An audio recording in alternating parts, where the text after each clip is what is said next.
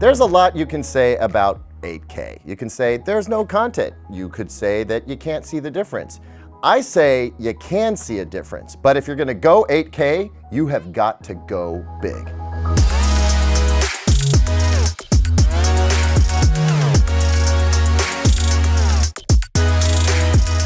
Welcome back, everyone. I'm Caleb Dennison, and I'm very excited to unbox this Sony Z8H Monster 8K TV. They actually come bigger, but this is a 75-inch model, which is honestly where I think you would start if you're gonna get into 8K TVs.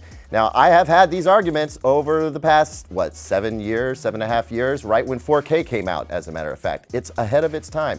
Yeah, a little bit, but there is some advantage to having an 8K TV, even when there isn't 8K content to feed it yet. But before we can get into that, we gotta unbox this sucker.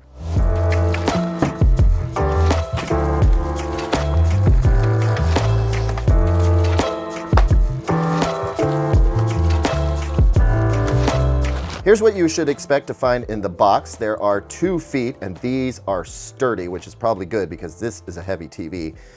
3 decorative plates, brushed aluminum remote, same remote, just a different finish, power cord, batteries, 4 zip ties, a bunch of paper you probably don't need, 6 screws, 3 for each foot, and then an IKEA-style setup guide.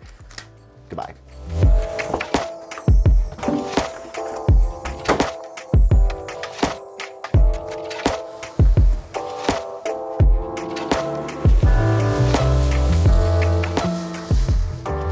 The feet for this TV involves some pretty clever engineering. So you can put them towards the center, in which case they'll go in upright like this. There's some pads at the bottom. There's also a rubber strip along this end, so you flip it on its side, and if you're gonna mount them towards the end, you go in like this, and it's a little bit tricky, but once you get it locked in, there are 3 screws to go. Okay, a couple of things I wanted to mention before we move on. One is, do not toss aside those setup instructions as I jokingly did earlier. You're gonna need them. Just getting the feet on the TV is a little bit more complicated than most setups. Also, have a second person around. The TV is big, it's heavy, it's unwieldy, and you're gonna need their help. The next thing I want to mention is down in the bottom of the box, there were about 6 decorative panels that were hidden in various places. So definitely go hunting for those. You'll need them, and you'll see us put them on later.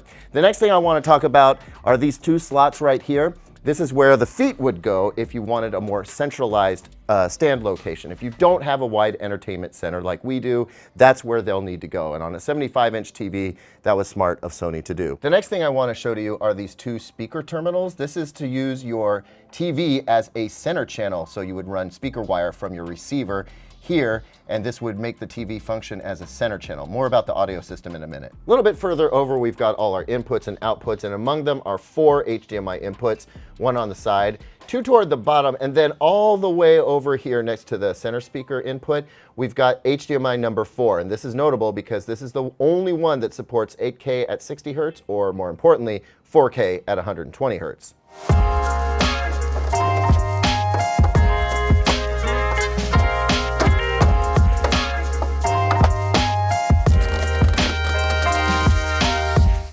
We finally got it set up. There's a lot of extra work involved. It's a little bit more complicated than most TVs, but the extra I'm most excited about is the screen real estate.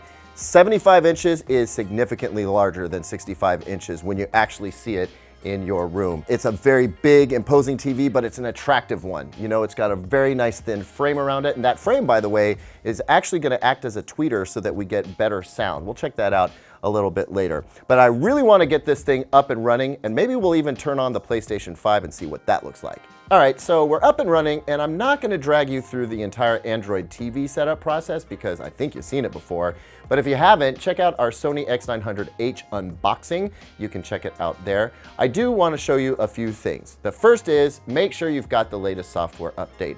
There's a portion of the Android TV setup process that makes you think it's doing that, but it doesn't. You need to force it. So go into Device Preferences under Setting, hit About, System Software Update, and then just have it checked. Now, I have recently updated this, but I just wanted to direct you to that so that you saw that it was necessary. All right, so let's talk about some picture settings. I have put on some HDR content on YouTube and pressed play so that we can make some HDR picture adjustments. You can see HDR up in the upper right. I like the cinema picture mode, always have, but there's a couple things that you want to adjust. Go ahead and go down to the motion area and make sure that motion flow is turned off. By default, it's going to be on custom. And it's actually not employing a ton of motion smoothing, but there's a little bit there, and if you're sensitive to soap opera effect, just turn that off. All right, that makes things real easy. Also, the Expert 1 color temperature mode on here, I think is going to be just right for most folks. You might want to experiment with that if you prefer something even warmer. Expert 2 is good, but overall, I'm a real big fan of the cinema preset on Sony TVs. Now, let's pop into Netflix. Okay, so I popped up some pretty popular content on Netflix. This is in Dolby Vision, so when we go into our picture settings, we'll see that we're in Dolby Vision Bright.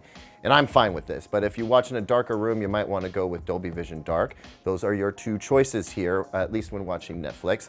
I'll stick with Dolby Vision Bright, but again, same thing. Go down to motion and make sure that motion flow, if you don't like it on, is turned off. I'm going to go ahead and turn it off as I usually do. And again, you're getting the Expert 1 color mode, which suits me just fine. So really, there's not a whole lot to do when setting up this TV. If you just pick your preferred picture preset, whenever you're watching something, whether it's on one of the HDMI ports or one of your apps, just double check every time you go to that HDMI port or an app, you make those adjustments real quick. So I'm going to turn on the PlayStation 5. It recognizes a game console immediately, and I'm going to hit setup, but it's done. I mean, it's got this. So I want to make sure it's gotten a critical setting correctly.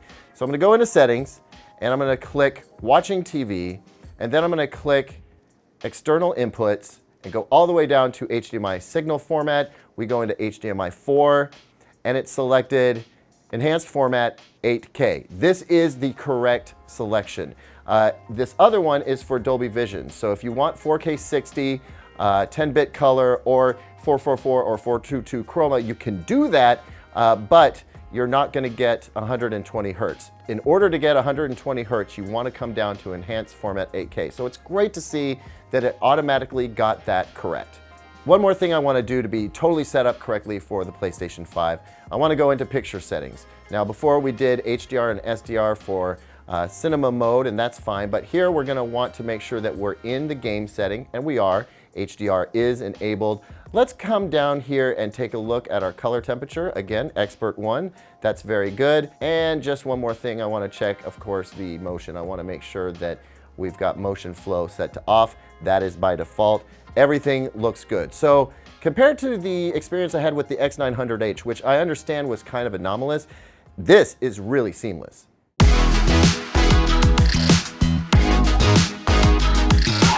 So there's a lot riding on this TV review. The best LED LCD TV has yet to be crowned this year. This could be it. Also, it's an 8K TV, and we have to talk about whether it really justifies the extra price and whether the extra resolution is worth it. How does it upscale TV, movies, and more importantly, games? How's it going to work with the Sony PlayStation 5? Is it really a good match for that particular game console?